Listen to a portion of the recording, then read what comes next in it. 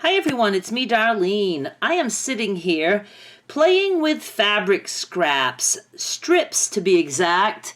These are more narrow strips than the ones I normally sell on eBay. I sell a lot of lots of Scrappy strips, but these are narrow. Some are a little bit wide. We need a little bit wide, but when I'm done with this video, I'm going to put a big batch of these on eBay. So go check them out.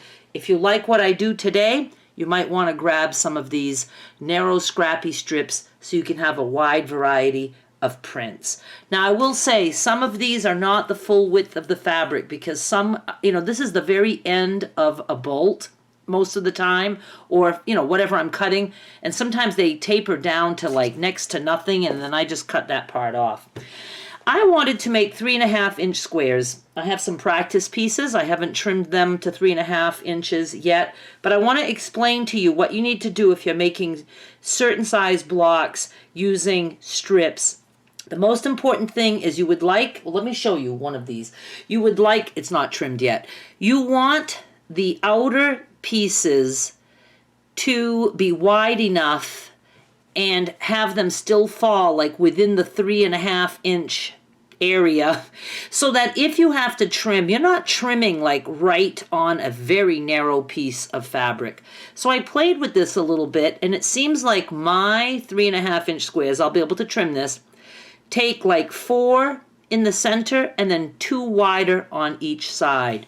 So let me just get started. I'm just going to sew these together. Now you can do an 1/8 of an inch seam allowance if you want.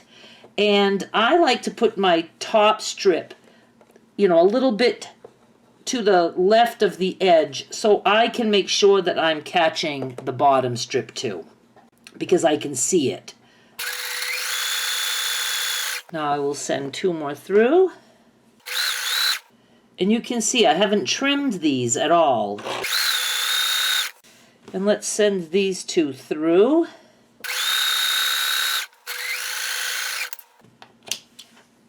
And guess what? You know how much I hate the auto off feature on irons?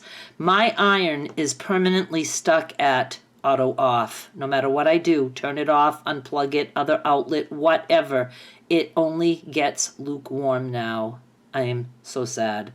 So I am going to still try to press these with a lukewarm iron. It is completely dead, the iron. I guess my last attempt of fixing it by banging it killed it. But really, it was dead to me anyway. I need more than lukewarm. How unfortunate. I have to hurry up and order another iron. All right, so I'm just finger pressing, sad, and I'm going to remember that I need this to be on an outside edge. So, and what's another one kind of wide-ish? What you can do is you can take your mat and, lay them down and overlap. Like I said, you could have a whole box full of 2 strips together like this. And then you just put them down on your mat and overlap a little bit, for the seam allowance, and then you can see, is the fabric on the edges, is that falling where you need for it to be trimmed? If not, swap out for some either narrower or wider pieces until you make it work. But I had, 0 problem. It just seems to work. I think once you know what size and you know about how many strips you need, you're good. Let me just sew these together. So I'm going to leave the pink on the outside edge, and let's do this.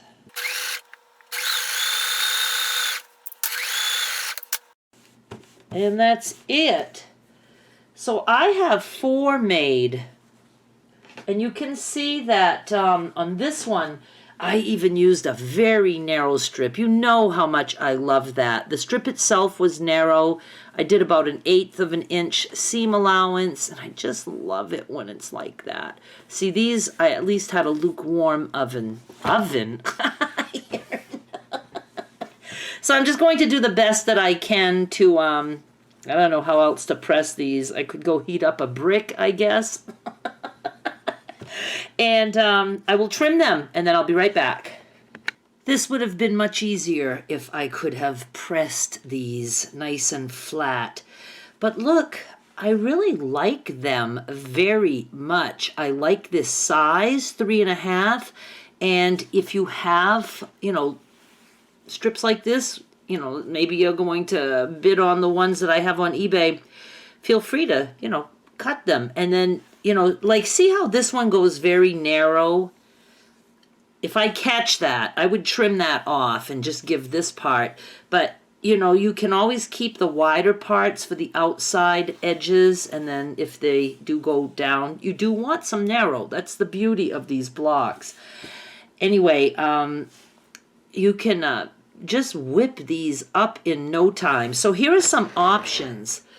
You could sash these and just have some nice rows of these little squares. You could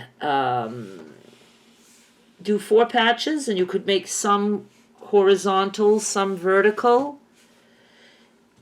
And if you don't want to make a gazillion of these squares, you can go ahead and make a 4 patch or do whatever, but put 3.5-inch squares here, whole just pieces of fabric.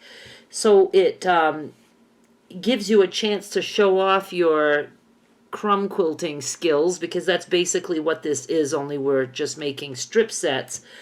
And again, you can sash those. It's always good to sash a crumb block because there's a lot of seams here. So, joining 2 crumb blocks together, you can do it. But when you open it up, it's pretty thick because of all those seams.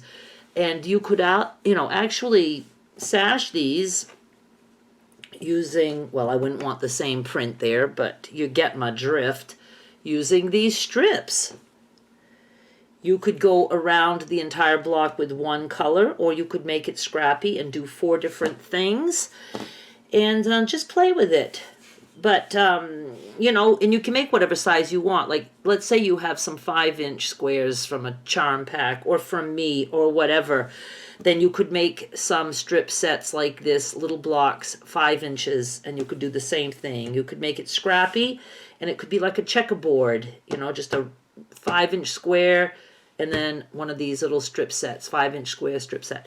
Just have fun with it. I hope you enjoyed. I'm going to take pictures of my non-pressed squares and show you right now. And go check out the link down below for the eBay penny auction. Free shipping, starts at a penny, USA only. Thank you so much for watching. Bye.